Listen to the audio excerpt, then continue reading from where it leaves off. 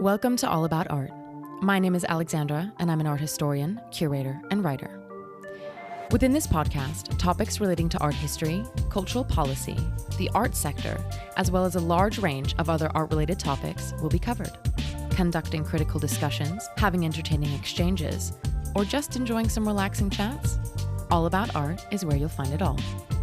Join me in exploring and developing cultural discourse.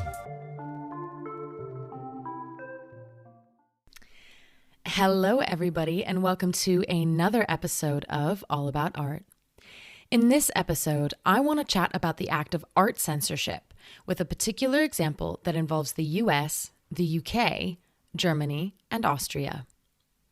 During my master's degree in arts administration and cultural policy, I wrote an essay on art censorship, and I thought that it was a really interesting topic, so I wanted to share.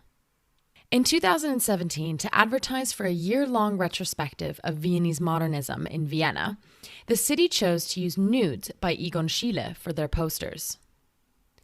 After a controversial reaction and the rejection of the proposal, the Viennese Tourist Board resubmitted the posters with text covering what were considered to be the more obscene body parts in Schiele's works. The text that they used as a banner said, "100 Jahre alt und noch immer zugewagt? Hashtag die Kunst ihre Freiheit," which translates to, "Sorry, 100 years old but still too daring today. Hashtag to art its freedom." The retrospective was supposed to tour internationally, showing in not only Vienna, but also Cologne, Hamburg, London, and New York. When confronted with the suggestion by the Vienna Tourist Board to display the full nudes, the advertising regulators in Germany, the UK, and the US all refused to display the images uncensored, which is why the banner was implemented. TfL, Transport for London, stated that it must be considerate of its large and diverse audience because advertisements in public spaces are not something that viewers can simply ignore or turn off like an advertisement on the television. TfL have multiple sections on their standards and principles that they adhere to when choosing their design and content for advertising partners. I'm going to read two parts of their policy regarding when an advertisement can be rejected, as I find them the most relevant within this discussion. So, an advertisement can be rejected if, number one, it depicts adults or children in a sexual manner or displays nude or semi-nude figures in an overtly sexual context. While the use of underdressed people in, for example, underwear advertising may be appropriate, gratuitous use of images of an overtly sexual nature will be unacceptable. The second one is, it could reasonably be seen as distasteful, indecent, or obscene in its use of imagery, language, or otherwise. It seems then, according to the UK regulations, that Schiele's works are obscene in their use of imagery as well as overtly sexual, thus not fit for the purpose of advertising. Moving away from London and now looking at the United States, all but one advertisement was censored. Funnily enough, the one that wasn't was a large-scale painted mural on the side of a building, which depicted a full frontal female nude. Included in the mural was the social media campaign slogan, the hashtag to art its freedom, along with the URL which would lead viewers to the Viennese Modernism 2018 webpage if typed into their web browser. According to the MTA, the Metropolitan Transportation Authority, basically the New York version of TfL, within their advertisement guidelines, images can be prohibited if they depict or describe in a patently offensive manner sexual or excretory activities, so as to satisfy the definition of obscene material as contained in the New York Penal Law, as such provision may be amended, modified, or supplemented from time to time. Thus, coinciding with those of the TfL, basically. This ignites an interesting discussion of art versus advertisement, and if there are differing regulations when it comes to displaying one or the other.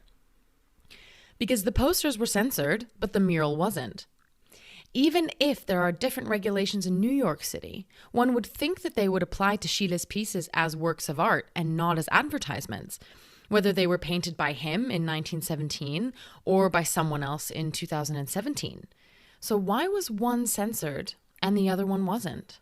Thinking about why organizations choose to censor things, when considering if an organization or an institution should take the risk of doing something that could generate controversy, the Arts Council England has actually devised structured guidelines and so-called pacts for these different situations. They include guides on meeting ethical and reputational challenges, child protection, counterterrorism, handling obscene publications, public order, and situations involving race and religion.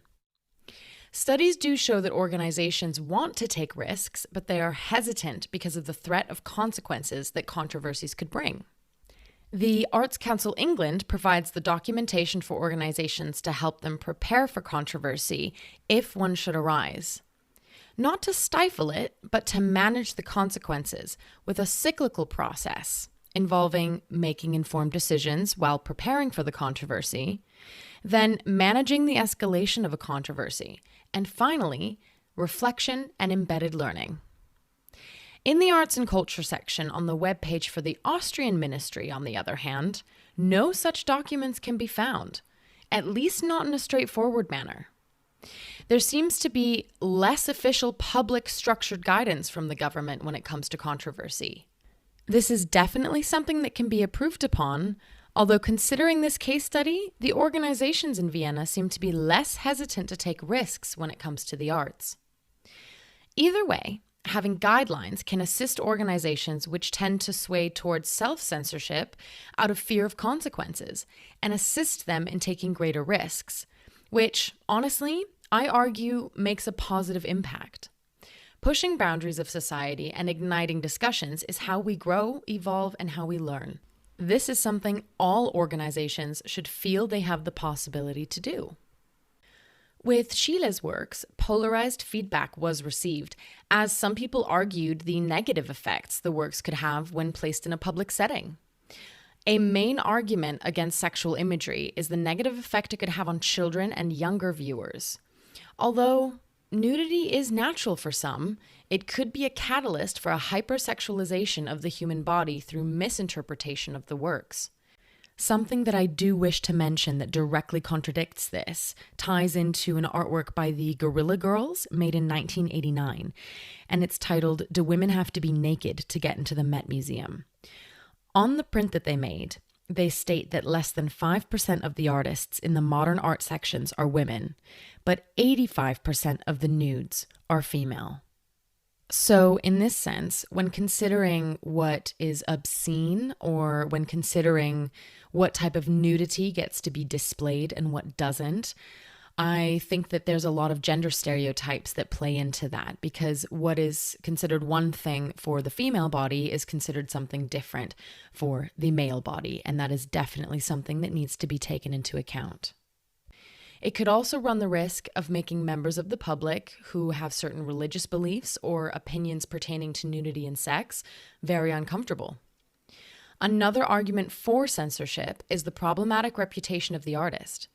Egon Schiele was allegedly investigated and charged for public immorality due to his involvement with minors and has been branded as a sex offender. Although this statement is highly contested, having works by Schiele represent a campaign could leave a bitter aftertaste. With this problematic past in mind, it is a solid argument to state that Schiele's works should not be representative of Viennese modernism, and the Vienna Tourist Board has the power to address this narrative by actively not using the images in advertising. On the other hand, an argument against censoring imagery is that art is a form of human expression, and to stifle or limit that would be wrong. The vast amount of attention a naked body painted on canvas, or painted and then printed on a poster, receives in the 21st century labels nudity with very negative connotations and assumptions that are frankly outdated. The act of censoring the naked body within the context of art paradoxically perpetuates the idea of nudity, which then requires the act of censoring, namely the idea that sexual organs are immoral and that the general public should not be shown a naked body, even though we all have them. So actually, the act of censoring becomes a catalyst for the alleged necessity to censor. Art is to a certain extent a reflection of society, and it influences the way in which we push societal boundaries. So why is it that Vienna was prepared to push those boundaries without great fear of the consequences, but countries like the USA and the UK, even Germany, all rejected the idea? Does it mean that Vienna is considerably more forward-thinking than other cities? Or does this mean that they are just more careless? Can it be said that Viennese society is open to discussing nudity when other cities have yet to brace themselves for the conversation?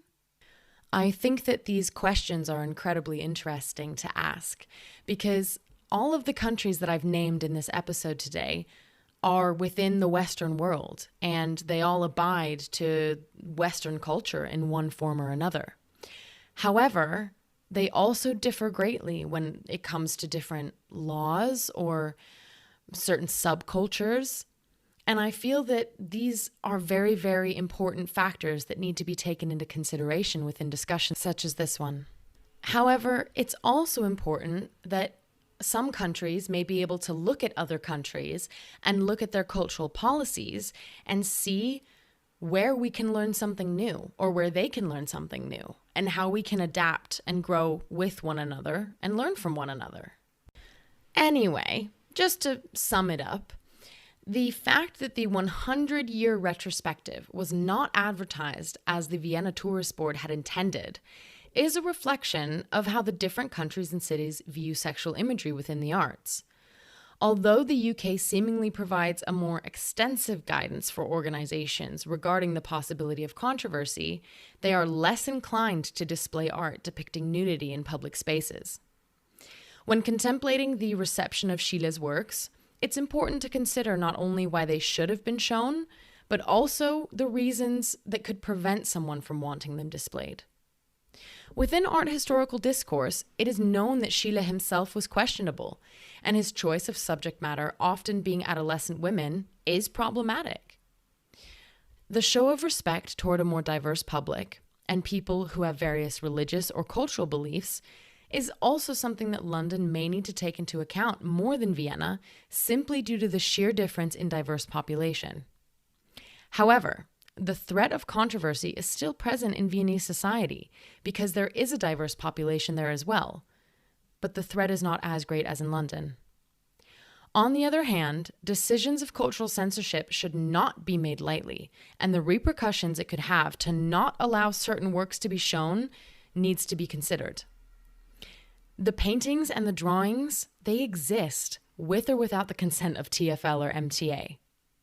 They are a part of art historical discourse and a reflection of European history, society, and culture in the 20th century. That concludes this episode of All About Art.